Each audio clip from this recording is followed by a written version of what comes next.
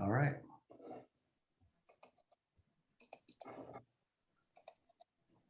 All right, we're live on Facebook, and Father Gary, you should see the video appear. Yeah, I do. I'll share it right now, and then we can get started. Cool. All right, I'll just start with the announcements while you do that. Okay. Welcome, everyone. My name is Noelle, and I will be moderating today's Armed with Faith program with Father Gary Kyriakou. We love hearing from you around the world, so please use the, I will be moderating today's Armed with Faith program with Father Gary. The sidebar chat in Zoom or the Facebook comments to share where you're joining from. We ask that you invite others to join MyOCN community. We are a welcoming community available any day, anytime, anywhere, and membership is always free. A few reminders: please be respectful and polite with the opinions of others. Please remain muted on the Zoom when you're not speaking, but on Zoom or on Facebook, feel free to share all of your questions and comments in the chat. We will be looking at both of those. This is a live program that's being shared on MyOCN Facebook, and it's also being recorded. So you can share it after the program with your friends and family. The Orthodox Christian Network is a 501c3 corporation and 100% donor-supported ministry. So we appreciate all who support us financially and also who support us by watching us live, sharing our content. Reminder that you can find daily articles, video, live streaming content at myocn.net, and you can also sign up for a newsletter there to get all of the updates weekly in your inbox. Armed with Faith, this program is a weekly program focused on ways to serve our youth and bring them to a better understanding of Christ and his church. And our host this evening, as always, is Father Gary Kyriakou, who serves the metropolis of San Francisco as the pastor of youth and young adult ministries. Father Gary? Hey, Noel, thank you very much. I appreciate it. Before I welcome my guest and good friend, Perry Skaggs, I want to go ahead and offer a prayer, if you don't mind. In the name of the Father, the Son, and the Holy Spirit, amen. Lord our God, we thank you for the opportunity to gather.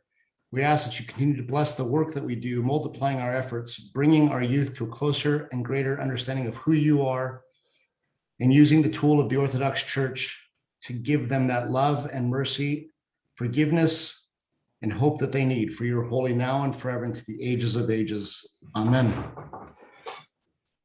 Perry Skaggs, we have to have like full disclosure right now with everything because we need to tell everybody that we're friends, right? We weren't always friends. You were my camp counselor at one time, and you were my Goya basketball coach at one time. Indeed, you were a very solid defensive player. I wouldn't count on you to score much, but defense was your strong suit. I think my son Jacob, in his first Goya basketball game, scored more points in that game than he did I did in career. Exactly. Yeah. So I wonder if we picked up the wrong kid at the hospital. That was the first day I thought of that. But in any case, he's a great kid, very athletic. But Perry, you were my introduction to youth ministry. As I thought about this interview today and this discussion we're going to have, you were when I think of way back of people who influenced and were part of youth ministry, you were it. I remember vivid memories of you on the bus going to Saint Sophia Camp, leaving the old parking lot at the cathedral, and doing stuff like that. But why don't you tell us, where are you sitting? What do you do for a living? What is it that allows you to be a camp director? Well, I'm in education. I've been in education for about 30 years. This is my office at Duarte High School, where I teach physical education, and I'm the athletic director. So there's a lot of chaos going on in my office. A lot of stuff behind me, but that's where I am today because I'm working. Afternoons are pretty busy for me as an athletic director, but I carved out, told everybody from 4 to 5. I just finished my COVID testing for my athletes, and from 4 to 5, I'm with the Padre today, and excited to be here. I've logged on. I'm a fan. I know since the very beginning. When you had Ms. Yokas on, she was fantastic with mental health. There was just, so many great guests that you've had that I've gotten so much out of it. I have a page of notes I've taken, things that I'm going to, take moving forward. So Eve Tibbs was on. She was fantastic. She was, like a Sunday school teacher when I was an older Sunday schooler somewhere in there. I was going to say, she must have been your Sunday school teacher as well at one point. I think so. Her husband coached a basketball at Saint Sophia. I played in that system. So, you've had some fantastic guests. I know you're kind of lowering your standards by rolling me in here, but I think you to fill the 26 with someone. And so I think you were one of the first guests that I booked, and we booked it out this far on purpose. Today was supposed to be game one of the World Series that we were going to watch, and so yes. we had to have something to do. So no need for us to watch that game anymore. But Perry, I want to ask you, looking back on your youth and looking back on your days at the cathedral, what was it that developed you in wanting to serve at the camp? Because I think of Saint Sophia Camp, and I really think of Perry Skaggs. I think of Boom Chicka Boom. I think of, the lip syncs, the talent shows. I think of a lot of other things that we'll get deep into in this hour. But those are the surface level things I think about when I think about Saint Sophia Camp, and you're connected to all of them. So how is it that you got started with that? Do you remember your early days of Saint Sophia Camp? And Sure.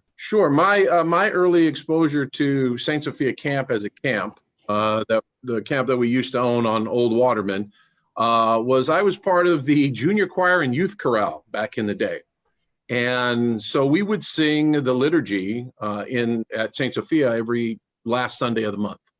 And we would go, it was like the President's Day weekend, and we would go to camp every President's Day weekend. It was like the big youth chorale and junior choir, happening. And I remember going to that since I was like 8 or 10 years old. And so that was my exposure to camp and a camp experience. Now, most of our stuff had to do with learning hymns and liturgical things and some fun stuff that we did around it. We would put on productions and plays, and we would take that time to do that. So, but it was a camp setting. You were in a cabin with your buddies, and, it was the highlight. I looked forward to it all year long, just that weekend. We all did. And then my brother first went to Saint Sophia Camp. I didn't go to the summer program. I was busy doing a lot of other things. And honestly, it just really didn't appeal to me. But my brother went, my younger brother went, and he came back the next summer and after the summer and said, "Hey man, this was a lot of fun. You got to go next summer." I was like, okay. So I think I was 14 or 15 the first time I went. And to be honest with you, it was not very good. And I'll be honest, and this informed my philosophy going forward. I didn't feel very included. And I think in large part was because I was a 14 or 15-year-old coming in, and everybody had their buddies and they had their friends and they had all the stuff they were doing. And I found it very hard to kind of click in. And I went, I think it was third or fourth week, which was, the popular week. Everybody went. It's when, all the kids went. It was the most attended. And I just didn't have a good time. But one thing did kind of separate out. My counselor was a great counselor. He included me in. I think he recognized the fact that I was sort of on the outs, and he did a good job including me in and was my buddy. He gave me a camp nickname, pushed the things I excelled at, which were sports and the Summer Olympics that we did. And so, we came to the end, and he goes, "Oh, you're going to come back next year?" And I was like, "No, I don't think so." And he said, "Okay, look, why don't you come back like first week? I think it's more your style. Less people, I think it's more your style." So I came back the next year, first week. Loved it. Had a great time. Smaller group, more intimate. You could build relationships. It was more my speed. I really dug it. And the last year I came, I think I did the same thing because I was playing football during those years, and I couldn't take much time off to come to camp. But the experience was fantastic. I loved it. And when I had the chance to be a counselor, I jumped at it. And 18 years old, I'm a counselor at Saint Sophia Camp, and I'm 55 and really haven't left for too long. No, you took a few breaks here and there, but you have served the camp faithfully and diligently since you were 18 years old, and it's appreciative. There's a lot of things I want to get to in this hour that I've written down, and you've already kind of touched on a few of them. But with that, I want to ask you, when you're looking for a counselor, when you're looking for young adults who are going to watch other people's kids, what's the number one thing you're looking for? Like, you're not going to like the answer. Okay. Because I'm looking for a heartbeat. And basically, I'm looking for anybody that's interested for our camping program. We do our camp at Camp Sealy, which is a park and recs camp. And the way it's set up, They're small cabins. So our ratio of counselor to camper is like 4 or 5 to 1. We have over 100-something kids some weeks. So I need a lot of counselors, a lot. So it's not like I can be choosy. Back in the day at Saint Sophia Camp, you could be very choosy. And it was a big deal if you got 2 out of the 4 weeks to come be a counselor. So Perry, I have to say that I remember those days because I was on the cusp of being a counselor then with the 4 weeks. And if you got a week, if you got 2 weeks, it was great. Right. And then if you made staff, it was like royalty, right? And so it was good stuff. I appreciate your answer because I know that the more counselors you get to come to Camp Sealy, the more campers you can include in the program. And that's your number one. And that's your number one goal. Here's my challenge. I'll take anybody that's interested, and then obviously, you know, they have to pass the background check and, you know, all that stuff. And they're predominantly Greek Orthodox, but we do have some people who are affiliated, who come to our camping program that aren't Greek Orthodox, that have either a lot of experience working with youth, or they come because they're a friend of someone, or they've come as a camper and they've been there 3 or 4 years. And they go. Now, that's how we get really solid counselors. That's how we get most of them, is that they're already in the family. They've graduated out, is what I call it. And now they answer the call to give back. And I will say that 500 times during a summer. Yeah, I was going to say that's the speech that you give, is the give back speech. Yeah. So they give back. And I tell them, you know, whatever you got out of this program, when you cycle out, when you graduate out, it's now your turn to give back. So come. Give a week, give 2, whatever you can to the program. So the large pool of them already have experience with our camping program. Now, you got to train them up a little bit. You got to give them some advice, some things to do. It's kind of on the fly. We do a little bit of training beforehand, but it's like a learn as you're working experience. But obviously some kids, and I call them kids, but they're 18, 19. They come and they're really good. They have an affinity for it. They're already really good. And you just want to bring those out. You want to encourage those. So part of it is, you know, kind of giving corrective feedback a lot of the time, like, hey, you're not doing this. I need to see you do this. You know, these are the things you need better. And then part of it is like, you're fantastic. You're awesome. Keep doing what you're doing. And those counselors, honestly, they're the ones that usually end up working on our staff. Right.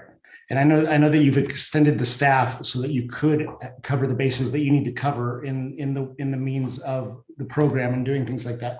One of the things that you mentioned earlier about your camp experience was how your counselor made you feel special.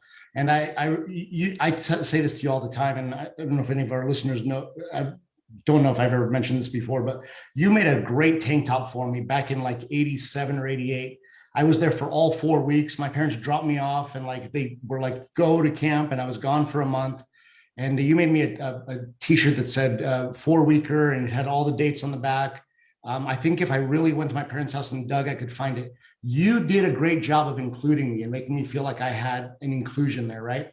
You said the same thing about your counselor. How do you get a young adult these days to understand how important it is to include an 8-year-old, a 10-year-old, a 13-year-old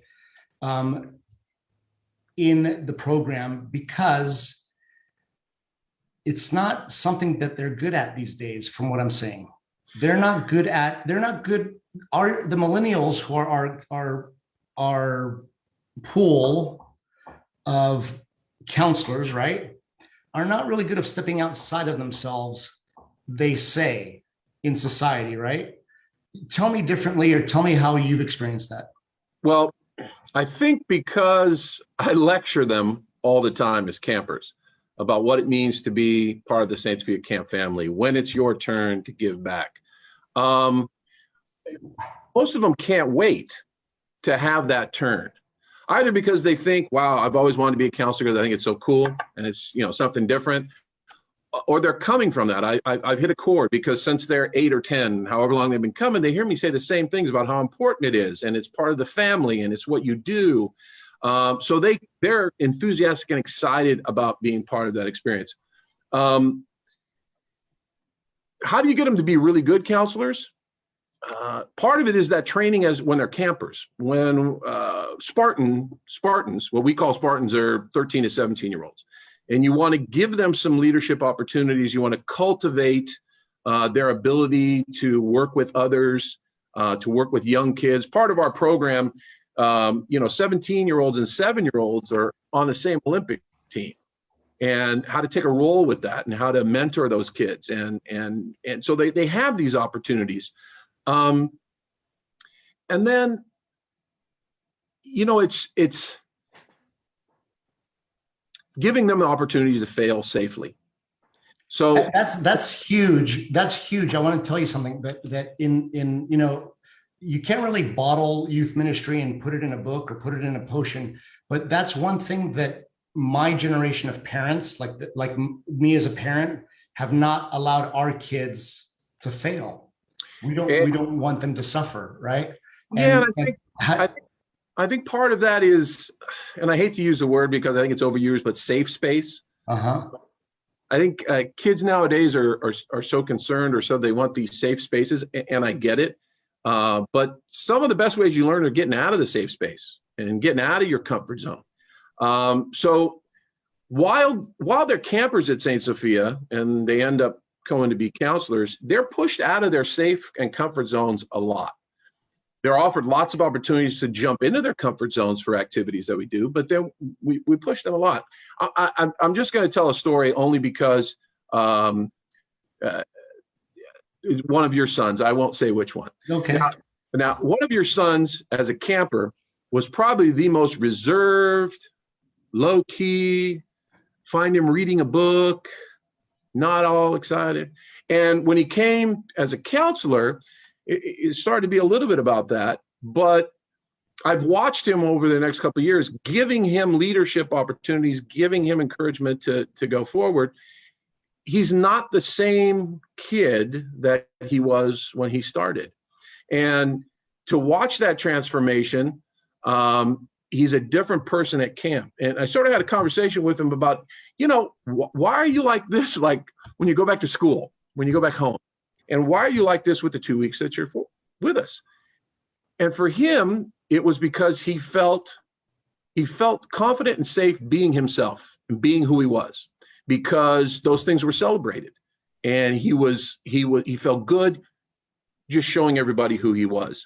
And in turn, then letting other kids know that maybe like him, that it's okay. It's okay to get out of your comfort zone. And so a lot of these kids, they've come and they fail. And I tell them when they make mistakes as counselors. I tell them when they do a horrible job. That's not good. Here's how you do better, though. You don't just tell them, hey, you screwed up and I'm disappointed in you, and then let them go. That's ridiculous. Here's what you did wrong. Here's what I want to see you do better. And more so, I know you can. I have confidence and faith in you. I know I've seen you. I've watched you since you were 7 or 8, right? So that then they can go back out armed with a little bit of confidence and then start to do the things that you asked them to do. And they're never going to do it right the first time, almost never. But right. The counselors that end up being really good counselors and then end up working on staff are those that failed and went back out, took their lessons, and then got better at what they're doing. And I think, not just for our counselors, but our whole program, I think that's one of the things I'm most proud of, is that kids come to Saint Sophia Camp and they feel like part of the family. They feel like they can be themselves. I'll tell you another quick story. We had a kid who came off the bus, and this was before I knew what goth was. I could only describe him as goth, with the dark clothes, and he had like the white foundation and black nails. And my staff was like, oh man, what do we do with him? I said, don't worry about it. Why are you judging that kid by the way he looks? You have no idea. We have no idea about this kid, right? And so they all went, oh, okay. And I give a speech at the very beginning. Hey, if you made a mistake and you brought items to camp that you shouldn't bring, like drugs or alcohols or weapons, and you made a bad choice, you got a half hour to turn that stuff into me, and we start with a clean slate, right? Kid comes to me, first one. Perry, I just wanted to let you know that this backpack, my friend took it to a camp. I loaned it to him and I didn't get a chance to go through it, so I don't know what's in it. This is the same kid who come off the bus with that goth look and whatnot. And I had him. I knew I had him. because he was a kid that wanted to do well. He's a kid that wanted to follow the rules and the directions. He wasn't somebody who was to come up here and just do what he wants, because he was respectful enough to tell me, I'm going to go through it. And if I find anything, I'm going to let you know. And I said, the kid will be fine. And nobody made fun of him for the way he looked. In fact, I went out of my way to celebrate it. Like, hey, that's a real good look. And hey, so he came into the family. And I got to tell you, I didn't know it at the time, but his parents, afterwards, he had been in our program for 2-3 years, told me how that was a transformative moment, that he was going through these tough times, and that whole look and the way he was outwardly expressing himself was a manifestation of some of those things that were going on, and that the involvement in our camping program, he was able to be more comfortable with himself. Now, he dropped that goth look like the next summer, and he turned out to be a fantastic athlete. So all the guys wanted him on the team. He brought glow sticks one time for our dance, and he asked me real respectfully, can I bring these to the dance? I was like, yeah, man, that sounds like fun. I didn't know what a glow stick was at the time. So, our ministries can have powerful impacts on our kids, both positive and negatively. And sometimes it's not about what they're going to get, honestly, from orthodoxy and from faith, although that's the byproduct of what we want. Sometimes it's just them coming and being part of a family and being in a safe space where they can be themselves, be authentic. So that's the word I was going for, and you nailed it, right? So you gave away my son when you mentioned he read a book, because we know that one of my sons won't ever touch a book, but it doesn't matter. That son that you mentioned about that story, and this young man, the goth, that I think I know who it is, both of them in conversations with me have mentioned Saint Sophia Camp in the same sentence as being a place where they can be their authentic selves. That's the exact word that they use, right? Being their authentic selves, because there's nothing to be afraid of. Now I'm looking at my screen, and I haven't looked at who's listening or watching on Facebook or anything, but I know that there are a couple of people here that work at other summer camps. Father Sotiri Rusakis is a upperclassmate of mine, a very good friend of mine, who I know does a youth ministry on the East Coast and in Florida, and has been part of camps all over the place, even out here at St. Nicholas Ranch in our metropolis. And Ria Ballas is the youth safety coordinator for the Archdiocese. So she's listening in really well, and she's done summer camps also. So welcome to you all. With all of that though, right, Perry? I can say that all of our camping programs are instituted in a way to bring out that authentic kid, right? That authentic person, and you get there.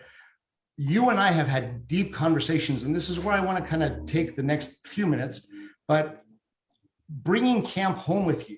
When I'm at the camp and I'm giving the sermons at Vespers or Orthros, and we're talking, we try to coordinate our messages that we give during the week, right? And one of the things that you and I always say is, how are you going to be different when you go down the hill? When you get to the bottom of the hill, how are you going to be different? How has your role as camp director and seeing campers outside of the camp been an influence for the kids in a good way, or in a, I don't want to say bad way, but in a adverse way? That's a good question. I want to say honestly that most of the credit for that kind of stuff has to go to our staff and counselors that work. Those younger kids are in the broader community more than the old guy himself. But one of the things that I always what I always try to accomplish is to give these kids some tools to go back to their, we call down the hill, right? To one, feel good about themselves and have self-confidence, and then have some of that self-confidence about their faith shaping who they are. So that, I say sometimes, just because you believe in God and you're Greek Orthodox doesn't mean that you're sitting in front of an icon and praying all the time. That is who you are, and that's what you should be representing to the world, but you're not a monk. Nobody's expecting you to be a monk, and nobody's expecting you to be perfect. But we use, it's more of a morality type of thing. I want kids to leave with a sense of right and wrong that our faith shapes, right? What's right and wrong, what's good, what's positive, to embrace those things when they go back down the hill. If they can't quote scripture and verse, I'm fine. But if they can go into their everyday lives and be positive role models and positive reflections of orthodoxy, that I think is the biggest thing that we can arm them with, that we can give them to go do, right? And then take some of that authentic self that they have and then keep presenting that to the world, because that's who you are. Don't hide the fact that you believe in God and that you practice your faith. That is who you are. That doesn't limit you. That's not going to, if other people don't see you that same way or whatever, that is who you are. So be brave and go forth with it, because you know that there's a lot of other people that are just the same as you. And especially when you come to Saint Sophia Camp and are a part of that. And I know that's what other camps across the country are doing, and they're recognizing these things, and they're seeing what their campers need, right? And then service those needs. And that's changed, especially for us at Saint Sophia Camp over the years. And camp is not just an indoctrination tool. It's morphed into so much more. And kids today need so many things. And you have to, and we sit down and we prioritize, what are the things kids need today? What do we need to service them with? What do we need to arm them with? Right, Father? So that's my next question, Perry. When you're preparing with your staff, what are the needs that you see our kids need? What are the top priorities to fill that void? Well, one of the top priorities for us over the last 5-6 years is an elimination of technology and social media. So by the time that they're here, you drop that. Kids you turn in your phone when you come to Saint Sophia Camp. You don't have your phone. If you need to take pictures, then you find some other old school way to do it. Get the instant camera. Buy yourself a camera, we tell the kids. And the kids come with cameras, man. They're like, oh, I found this at, some, yard sale. It was like this old camera, or my yaya had this old camera, and I'm bringing it. Get your phone. Because you're going to divorce yourself from technology, and the emphasis is going to be on what we call interpersonal relationships, talking and being with other people, other kids your age, the adults that are at camp. You're going to cultivate real-time relationships. I say this all the time, that you could talk to somebody, you could text somebody, but you miss some of the subtleness and the nuances of being face-to-face with someone. Because I can say, oh, that's silly, right, on a text. But then I can say to myself, oh, that's silly. And it's a completely different take that you get. My body language, my voice inflection, looking directly into my eyes, it's just different. So we first and foremost have tried to make that a priority.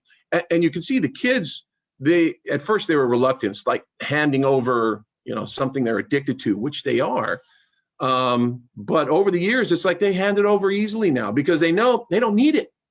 They don't need it. They don't need to connect, because we've got so much stuff for them to do, so much emphasis on learning about all the other people at camp, building those relationships, meeting new people, that they just willingly hand it over now. It's what they do. And I think, honestly, they look forward to it. They look forward to unplugging, disconnecting, and focusing on real life, personal relationships. I just want to remind you of the story of the last summer we got to spend together in 2019 up at Camp Sealy before, the world went mad. There was a kid that you assigned to me, 9-year-old kid that was at camp for the first time and was really upset that he had to give up his video games and his phone. And I was working with him. And on that first Saturday night, he wanted to leave. I'm leaving. I'm going home. I'm going to get out of here. And fast forward now to Friday night before he has to leave, he's in tears, not wanting to go home the next day. And his number one reason was he didn't want to go back to his video games, because camp took him out of that, put him under the trees, gave him the fresh air he needed, right? So that's what happens at all of these camps. And I'm hoping that all of the camps have that rule where they disconnect from technology and do those things. Perry, you at Saint Sophia Camp with your staff have done a great job of getting the wallflowers to be enticed to the dance floor by the homecoming queens, let's say, right? And you've given them the opportunity to do that. I've got a great picture of a young adult who was a counselor or a staff member at Ionian Village. Gorgeous girl, she's like 25 now, But when she was 17, she was my son's date to the dance at Saint Sophia Camp. And he was like 9 years old. And he was over the moon thrilled that he got to, be a date with her. The kids didn't get to choose. How did that end up like that? How did that end up that you're putting different kids together? But I know I don't want to make anybody nervous here. I know you do it with great confidence and great structure, and you're not letting it, you've got boundaries and stuff. So we're not letting anything happen. But how does it happen where you get a wallflower to dance with the homecoming queen and get the homecoming queen to enjoy dancing with the wallflower? Well, a part of that is the years and years of lecturing about family, and then we're all together and everybody's, with everybody. And so most kids that come to Saint Sophia Camp within the first few years, I mean, you get it. So, but it's a point of emphasis with my staff and with my counselors. So I took back over the camp in 2004, right? And I inherited a staff that I did not hire. They were there from the previous summer. And we organized the dance and they did whatever. And I told them what I wanted to see happen. And then we finished with the dance. I basically just watched it. And I asked them afterwards, how do you think that went? And they were all like, oh, it was great. And the music was great. And kids were dancing. And I told them very harshly that they were awful, that they all sucked at their job that day. Because I saw kids sitting by themselves and none of you cared. None of you walked over. I saw other kids not engaged, hanging out in the back, wanting to be outside. I said, we failed. You all failed miserably because you did not identify the kids that needed the attention. Needless to say, the staff transformed themselves and they were a great staff as they move forward, but it takes those kind of moments. So we at Saint Sophia Camp pay special attention, and all of my staff and the good counselors that have been around a while know exactly what I want them to look for, right? The kids who are by themselves, who are isolated, who you think, need that special extra attention, need to be drawn into what we do. We had a kid this summer.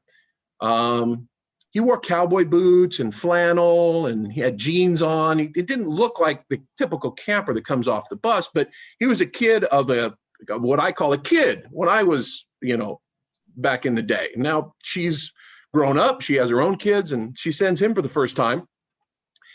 And right away, my staff is, you can tell. So we go to campfire. I get there a little bit late.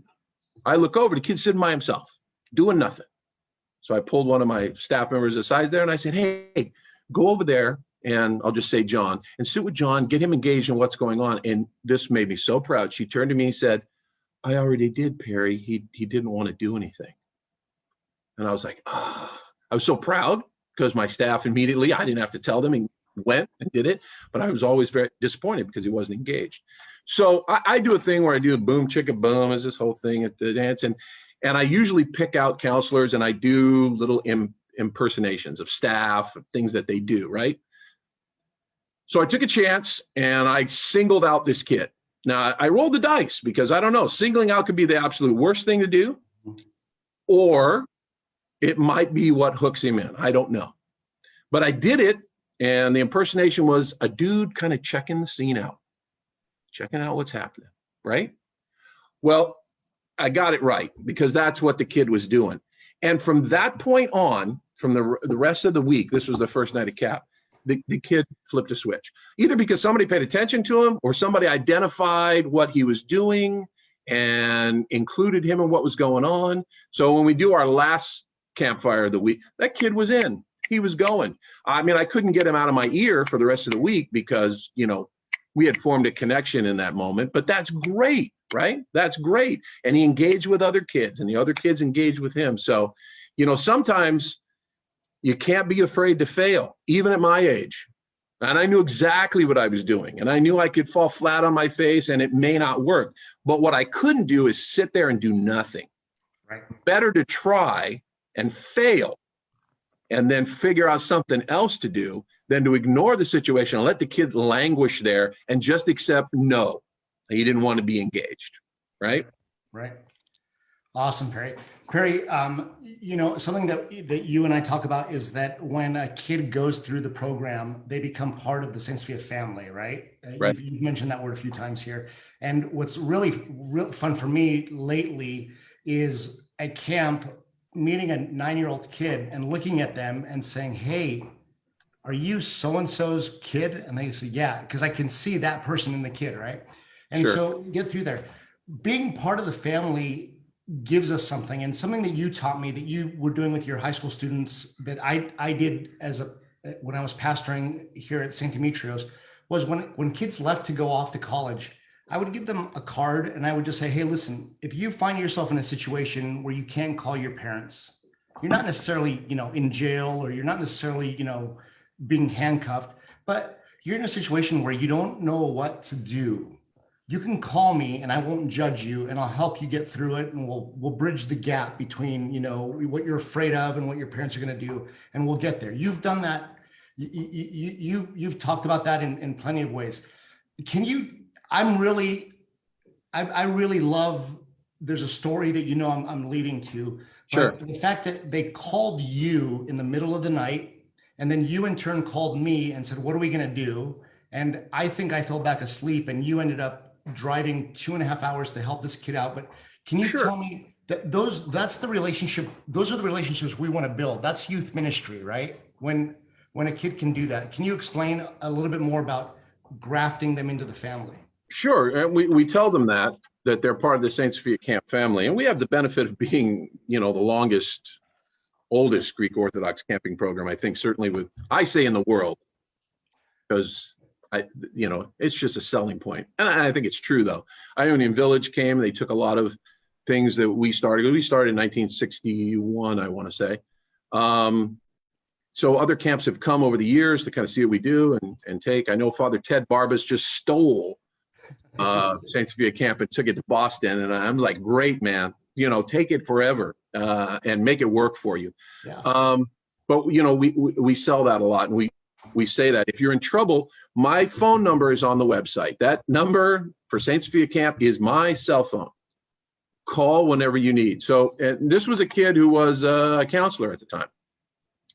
And he loved playing football, and he was playing semi-pro football in San Bernardino without his parents knowing, because I don't think they would have liked it. He's an adult, though, right? He's an adult. Yeah. He's an adult. But his Greek parents don't know that he's playing football. Correct. Right. He breaks his leg playing football.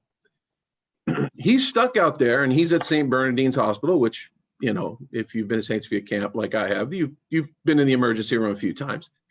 And his car's there, and he's not quite sure he's going to get home. They're going to have to cast him. So he reaches out to his family, his camp family, calls the girls director at the time. And what do I do? She goes, well, let me call Perry. So she calls me at 10 o'clock at night, explains the situation. And I'm like, come pick me up. Let's go. And we drive out to St. Bernardine's. Long story short, I drive his car back. She drives him because, he's in a cast. He can't go anywhere. And we drive back to where we're going, and his parents meet us there. And the parents are thankful. They're upset at him, but he knew that he could get where he needed to go without being judged, or without anybody saying anything, or without anybody, I think, saying, oh, geez, I'm too tired, right? And we go. And I tell those kids the same thing. You're at a party. You can't get a hold of your parents, and the person that drove you there was drinking. Call me. I'm come get you. If it's too far away, I'll call somebody close to you and they'll come get you. If you're in a situation you need some help, you can't get out of, whatever it may be, and just call. Even if you just want to talk, even if you just want a little advice. Hey, this is happening. And I don't just say me. I don't have all the answers, and nor I tell my staff and counselors all the time, I'm the least removed from the kids. They won't go home and talk about me if they had a good time. They'll go home and talk about their counselor. My counselor was this. It was so much fun. Or the arts and crafts director. And so reach out to them. Reach out to those kids, I call them kids, that are working at our camp that are maybe closer to their age. And they will answer the call. Now, they may call me and say, oh, hey, so-and-so called me. What do I do? And I'll give them some information. But be a resource. Be there. you would be there for your cousin or your brother or sister if they had a problem. Well, that's the way we look at it at Saint Sophia Camp too. You can't just practice the ministry in the 2 weeks that you're at camp. If you're on staff at Saint Sophia Camp, you're on staff for the year. And some of you, when you leave, you're still on staff. Right. You're still part of the family. You're still representing the ministry. So one of the cool things, just real quick, before pandemic ended, festivals, is that I could go to any festival in Southern California and all the way down to San Diego. And invariably, there would be kids that would come up to me, part of the camping program, and, oh, hey, hello, Perry. We'll hug or talk, or if they're older, share what's going on. My wife didn't like to go to the Saint Sophia Festival anymore because for the first hour that I was there, it was all just about engaging with the kids that came up. We couldn't have dinner or we couldn't go do things.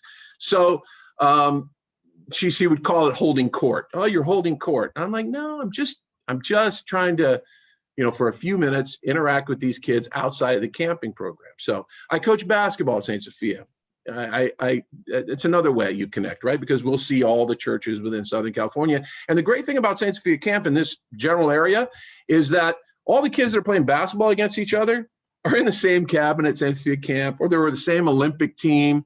And over the years, it's created a much, what I think, healthier way to compete against each other, because you're competing against your buddy, not some guy from St. Nick that I hate, or from St. John's, I hate that guy and I got to beat him in basketball. No, it's the same guy at camp where we're going to sleep in the same bunk and we're going to hang out for the whole week. We're just, kind of going at each other. And so it's nice to see that take hold in other ministries as well.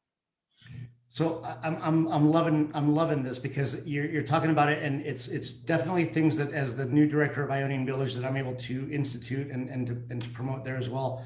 And just let me know when you're ready. Just let me know when you're ready for me to bring the Saint Sophia Camp. I'm ready. I was just about to say that in a back alley sort of way, I like to tell people that Ionian Village is Saint Sophia Camp on steroids.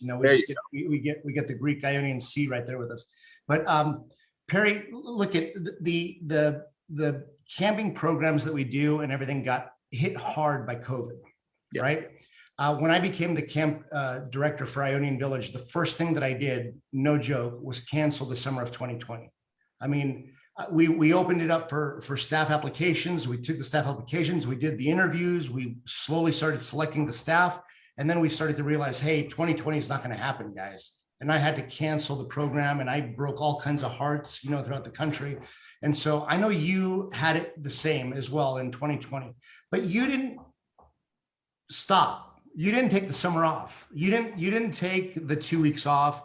You maybe took part of one of the weeks off, but can you explain the theory and the energy and the purpose of doing what you did in the summer of 2020? And explain, you're gonna have to explain it to people that don't know, because I was part of it. I did the Orthros and the Vespers and the OL sessions, but explain what you did for summer camp 2020 during COVID.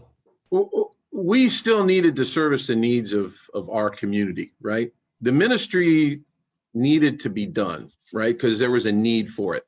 We just had to shift the way that we did it. So I brought the staff together and I said, we're doing Saint Sophia Camp virtually. We're going to do it on Zoom. And we first started by researching my staff was researching all sort of platforms, what you can do on this, what you can do on that, we can do. We settled on Zoom, right? And then how do we make it relevant? How do we make it engaging? And we spent a lot of time, and I'm most proud of that group because that staff really did it, because they worked hard at creating something that kids could engage with. And I remember sitting in some meetings and people, I guess, thinking I was nuts. From 7 in the morning until 7 or 8 or 9 at night, there was program to be run. And stop you for 1 second. And I know the meetings that you were on, and I can tell you that other camp directors texted me and said, is this guy for real? Is he really doing a week long from 7 to 8 p.m. for a week? And I said, yes, he is. So you were on live from 7 in the morning to 8, 9 o'clock at night for a week, right? We did what we do only we did it virtually. And how did we accomplish that? So you logged on at 7 and you had the camp morning show, and we played music, figured out how to do that, and everybody would listen on their computer. And then at 7:30, Father Gary did Orthros, and then we had breakfast. There was a Zoom meeting you logged onto, and you ate your breakfast with whoever wanted to come to breakfast. And we had a lot of kids at breakfast. Some would check out and do something else. And then we ran our activity periods, three of them before lunch. And then there was a Zoom meeting for lunch, and there was a different host and staff member in there hosting and being, the sort of the host of the lunch, right? And it rotated through, and kids would be making their lunch, having conversations. My staff sometimes would sit there, sometimes they would engage. And then we did that, and we did Summer Olympics. We competed. We broke the kids up into teams, and they competed. And I thought, got very creative with the different games that we would play and compete against each other on Zoom. And then we'd have Vespers in the evening. Father would do Vespers. We'd have the open dinner. Well, actually, we let dinner go on their own because we figured families might want to have dinner by themselves, and we didn't want to monopolize their kids the whole time. So dinner was on your own, and then they came back for a nighttime activity. We did a whole camp dance on Zoom. And I want to plug in real quick just a couple of things. I would get on. I would do the Orthros in the morning with you. I would do my sessions of Orthodox life, which I absolutely loved, and then I would log off and I would do my work. Right, I would do what I had to do as a parish priest, and as summer of 2020, doing what I had to do. There was one afternoon I went downstairs to get something to eat, and I could hear what sounded like a gaggle of teenage girls sitting in my backyard. And I kept looking, but I didn't see anybody there. But I kept hearing all these voices. So I finally went out there, and my daughter's sitting there with her laptop, and she's laughing. And I said, Elena, what are you doing? And she says, we're having lunch with my cabin.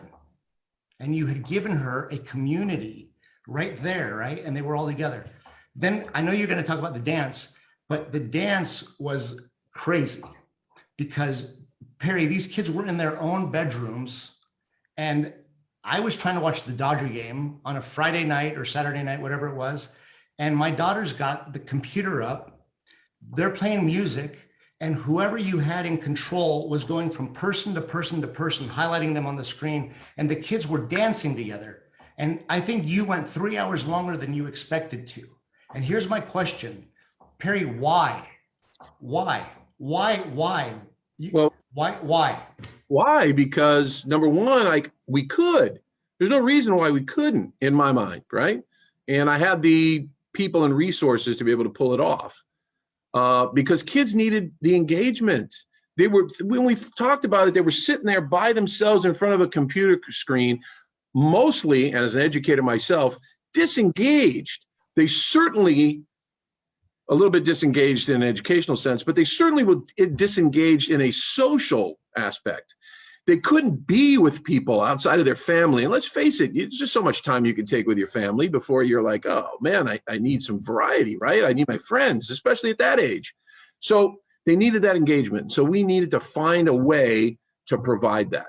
And so the dance was themed. You dressed up in whatever the theme was. I can't even remember. We figured out a way to highlight kids. And when you went to them and they were on the highlight on the screen, they were dancing, and you'd call them out. You'd gauge them. They were doing requests on the chat. I want to hear such and such. And then you'd say, hey, here's Katy Perry or, whoever it is for so-and-so. And they were engaged. They were engaged with each other. And they were having fun. And that's what we wanted to try to accomplish. And I looking back on it, we talk a little bit about post-camp depression, which you get. PCD. I at times, and I'm doing it now a little bit, got very emotional at what we were able to do. And I was emotional in the sense that we accomplished what we tried to, and I didn't really realize myself just how much and how important it was for the kids that came to be with us. And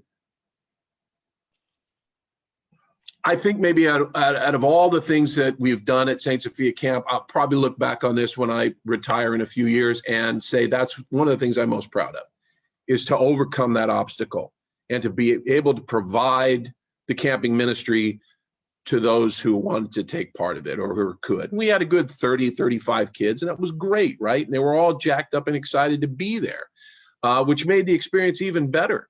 And for me, selfishly, you know, my house was sort of the hub, right? I had my two daughters and they were still doing things. And so everything was engaged. But even the kids that were by themselves doing pool yoga with our lifeguard were doing pool yoga with everybody else on the screen. So I'm really proud of it. And I think that when you start to think about what you're trying to service and what you're trying to accomplish as a camping program or any youth ministry, and you work hard at it and you answer those questions and you fail so you can succeed again, it was really good. It was really, really good. You know, Perry, as I've grown in the role of a priest, I've been a priest for 20 years now, which is crazy to me. But what I've learned through youth ministry is if somebody has an idea that can engage the youth, don't poo-poo it. Give them the opportunity to do it, right? So when we were leading up to Saint Sophia Camp that summer of 2020, and, I was canceling Ionian Village and doing what I had to do to clean up here. And I had you calling and emailing over here saying, we're going to do it, Padre. We got you, right? We got you. I kept having people say, Father Gary, tell him not to do it. It's going to crash. It's going to burn. It's not going to be good. And I thought, no, even if he gets 2 or 3 kids, or if he gets 10 kids, it's going to be great, right? Those 35 kids that you got became like a core group of kids that when the Iron Curtain of COVID started coming down and they started to get to see other people and other things, the word out was that you missed it. If you missed Saint Sophia Virtual Camp, you missed out on something huge that wasn't going to happen, right? You went a step further then. What did you end up doing during, you did something further. You created another program, another virtual Saint Sophia Camp Day. Sure. We just had a Saint Sophia Camp Saturday. We still couldn't do anything live, and it went so well. And so I challenged myself that we were just going to provide a Saint Sophia Camp Saturday, just a camp day, with everything they would normally do. And so kids could have somewhere to go and be engaged with our program and our ministry. So it's even something I'm thinking about doing. And I think we can do something live. I may have missed the boat because, let's face it, FDF is starting, and so kids are going in that direction there. It's hard to do a lot of things once FDF train starts rolling down the tracks. But I haven't ruled out, doing something again on Zoom if we wanted to. But I think it's important for us, now that things are opening up for our ministry, is to do something maybe at Saint Sophia Cathedral, and it's a Saint Sophia Camp Saturday. We have a day, and we ended up with a dance at night, and we'll do arts and crafts and sports, and we'll have Orthodox life, and we'll do service and all that stuff. And if 5 kids come, great. And if 50 kids come, great. I don't really care. I don't really care how many come. I think you have to offer it. You have to put it out there. You have to service, again, the needs of your community. And our community is the youth of the Greek Orthodox youth, and just the Orthodox youth in general, because I get so jacked up. I get so jacked up talking about this stuff with you, and you know that. We'll go to Dodger games, and we won't even know what's going on at the game, and we'll be talking about, we talk shop for 90 shop, and when you talk shop like this, you absolutely love it. Noel, I am just looking down at my clock for the first time and realizing that we only have a few minutes left, and I'm hoping, and I'm sure we have some questions. Are there any questions that people have provided for Perry? Yeah, like a few more that don't come from you. Yeah, exactly. Well, first we have a comment from James. If you want to unmute yourself, James. Hello, how you doing? It's a very interesting topic, and I'm getting more inspired more than ever. And I'm really glad we're really focusing all these things to bring the young people back to church. But what I'm saying is that I thought of what you said, Perry, about the way that person dressed in the certain clothing, because that person just started and the person just wanted to break in and came as themselves. But what if they also have their own point of view, what they see things and what they learn? that including how they see Jesus Christ, contrary to what the Orthodox Church is teaching. Because don't forget, first of all, many of the parents or even grandparents grew up at a time where there was no Sunday schools. And they might have passed it on to the young people, and the young people, same thing as their parents, might not know about what the church teaches us. So that's why it's okay to find out how they view Jesus Christ, even if it's contrary to what the teaching is. So that way we could understand where they're coming from. Oh, absolutely. I don't How think they you. learn Yeah. things, or the way they dress, the way they eat. Even I had bad habits, and I learned to transform into good habits. So it happens to all of us.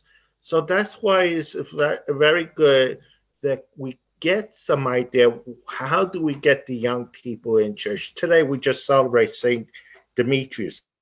Last night at the Vesper service in Astoria in New York, guess what? I see young teenagers coming in, even though the way they dress, well, it's a perfect timing for them to come, at least only for the start.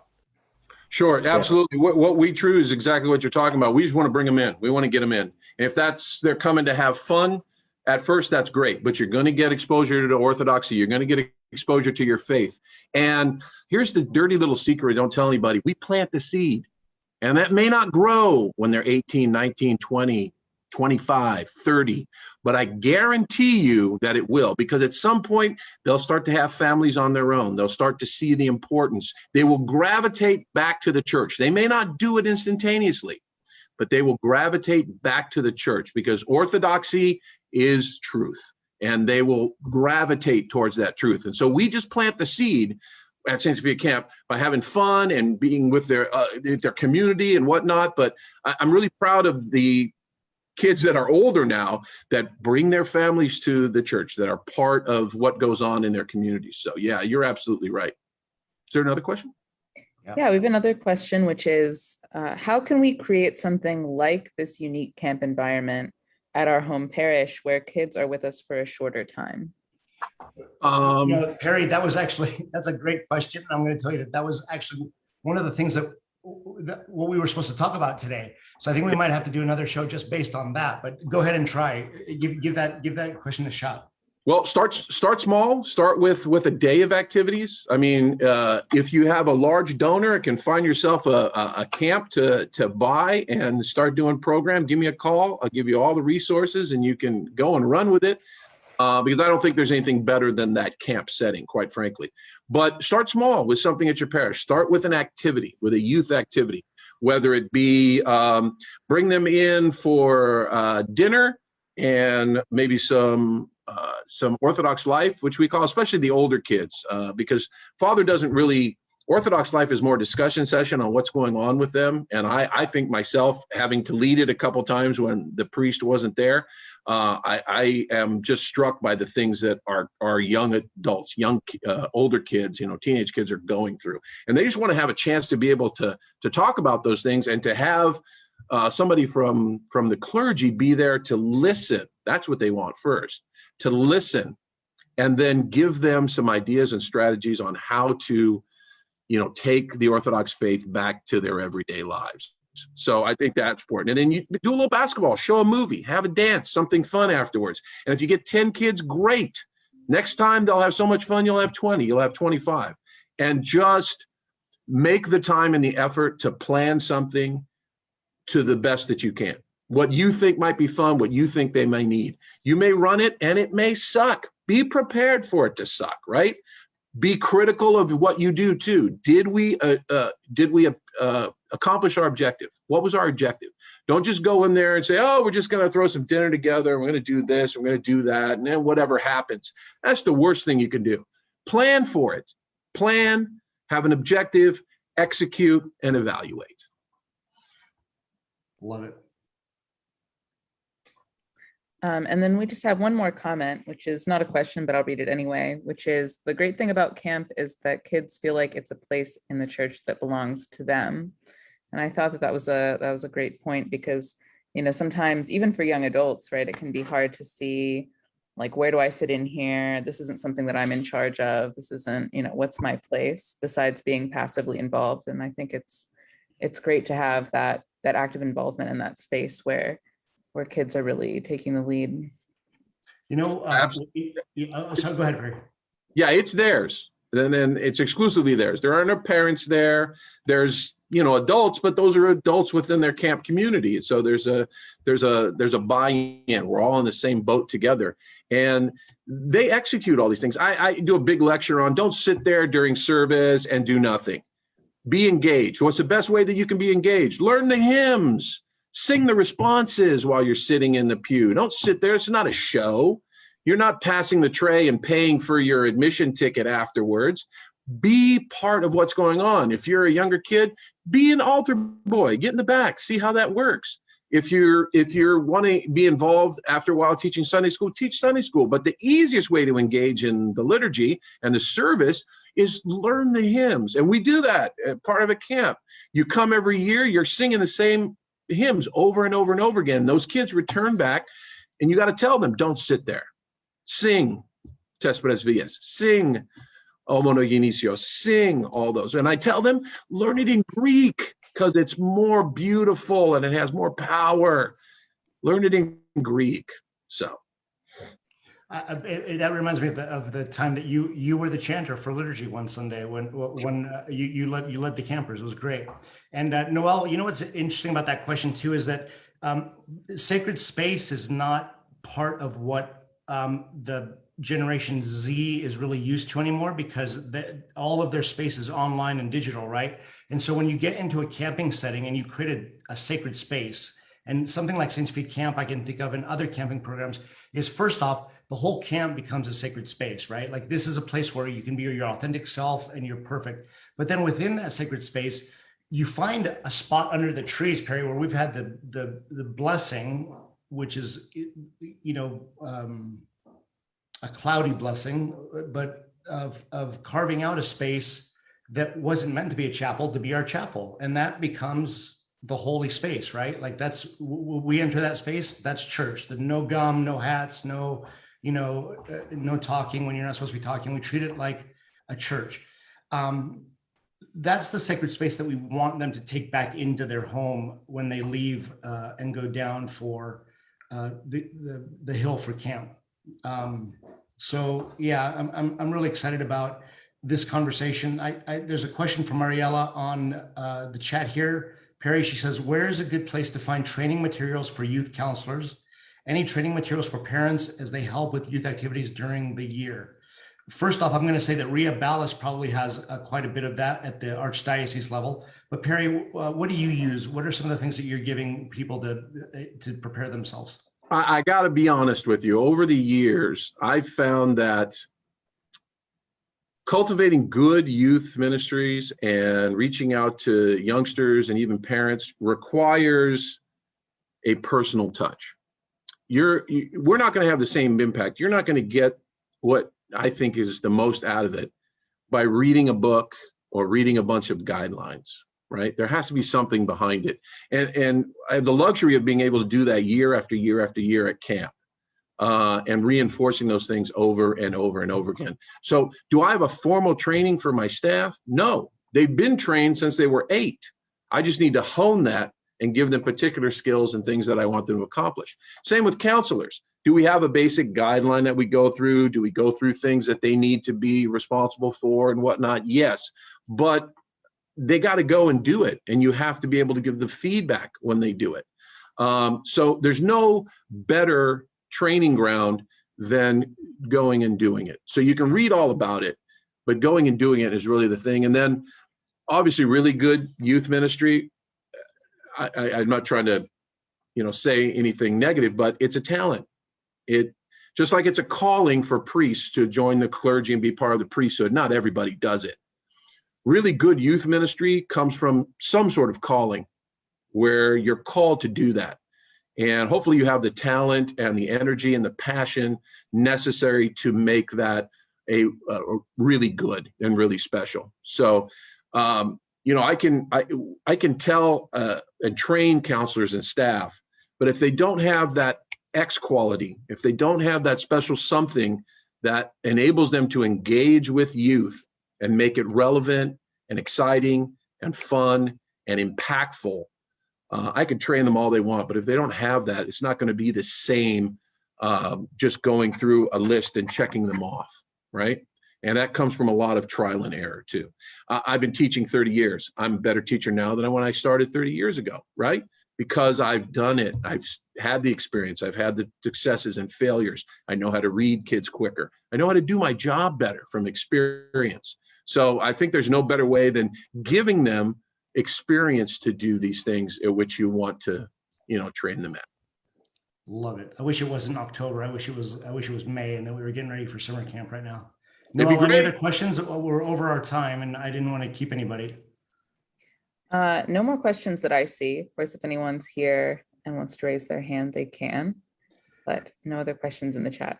I want to thank everybody who's been with us. Some really talented people are here listening that do youth ministry in their different parishes that I know of, and so I appreciate it. And Perry, we need to continue the conversation because I really do think that we should have the conversation about post-camp depression and touching our kids. You joked at the beginning saying that I've had these great guests leading up, and then you teased about yourself lowering my standards. But you were the first guest that I booked, and we specifically booked it for the end of October because this is post-camp depression time, right? This is when the days are getting shorter. This is when the kids are starting to think about, man, I had such a good time in July. I had such a good time in August, and the PCD starts to set in. We should schedule a time to really not only just with you, but with other camp directors on this program to talk about ways that we engage our campers when they leave the camp, because that's huge. I had 77 young adults come to Greece with me this summer, and a good 70% of them have reached out in the last 3 months or in the last couple months since we've been home, just to touch base and see what's going on, because there's relationships that get built, right? There's things that happen. And so we talk about how we keep camp alive and help our kids get through the times that they do. Perry, thank you for your time. I know you're probably late for football practice or some girls volleyball game or something right now. If I could leave you just one Please, thing. I was just going to ask you to do that. Yeah, that post-camp depression, and we say it sort of in jest a little bit, but it is a real phenomenon. We had Ms. Yokis on talking about the mental health aspect, and she was engaged in, and it didn't necessarily tie in with camp, but I really was there for both sessions. And just as a youth ministry worker, I take that mental health is going to be one of the things that this summer that we're going to put a emphasis on. And then how can we, in our ministry at Saint Sophia Camp, how can we service that need? What can we do in order to improve the mental health of the kids that come to camp? I think we do it roundabout, but I think that all of us that are working in youth ministry, if we're not making that one of our top priorities for our ministry and our programs in the upcoming summer at camps and other things, I think we're behind the times. We need to get ahead of it. We need to be proactive with it. And we need to engage mental health experts for all the knowledge that we can gather to then take back and see how that works within our program and how we can service the needs of a lot of those teenagers that are coming with those things, and even younger kids today. So I want to thank you for the opportunity. I love to sit down and do something else again. I think it's really great. I like engaging with other people. So I think your idea of getting people together who work together in youth ministry to be able to share stories and ideas and thoughts and not just have one person answer questions, I think would be very impactful. I know it certainly would be for me because, I'm not above stealing anybody's good idea to go ahead and use at Saint Sophia. Yeah, that'd be great. Perry, thank you very much. I really appreciate your time. Noel, I'll let you give us some business and then I'll close it out with a prayer and we'll go from there. Perry, again, God bless you, the work that you do. May God multiply your efforts and continue to inspire you to do what you're doing. Thank you for being here. Really appreciate it. Noel. You bet. Go Braves. Go Braves. Well, I'll just close out with some upcoming program announcements. This week's Let's Talk Live, which is Thursday, we have Father Stavros back again, talking about what it means to be a disciple, what it means to be a follower. He's a Saint Sophia Cathedral boy, by the way, from Los Angeles. Just wanted to I point didn't know out. that. Yeah. So he'll be on again, and we're also having during that same session, we're having a priest from Kenya, from OCMC, and also a coordinator for the supportive mission priest program that will be on, talking about that and talking about OCMC. So we'll have that both on Thursday, 7 p.m. Eastern Standard Time. We have our regular 8 p.m. Eastern Standard Time Facebook Live program with Father Michael Marcantoni, The Real Deal. And then this Sunday, as always, we have on YouTube Live, we have Adult Education with Michael Haldes of Sacramento Living Ministries. That's on our YouTube channel, but you can also watch it after the fact if you missed those. They start at 11:30 a.m. on Sunday morning. So if you miss it, you can just watch the recorded video on our YouTube channel. And then, of course, next week we will have Armed with Faith again, and I'll give Father Gary a chance in a second to talk about next week, but I will just finish with my announcements by saying that next Friday is the beginning of our marriage and family program with Paula Marchman, talking about marriage enrichment for new parents. So that is an interactive class for people with young children, people who are new parents, people who are soon to be new parents, talking about those changing roles as parents, in addition to being a married couple, what that means from an Orthodox perspective, what it means from a counseling and relationships perspective, and getting some tools on how to navigate those difficulties. So if you're interested in participating in the class, you can register at myocn.net. If you just want to view the resources, which we'll be recording each week for that class, you'll be able to find those on our website.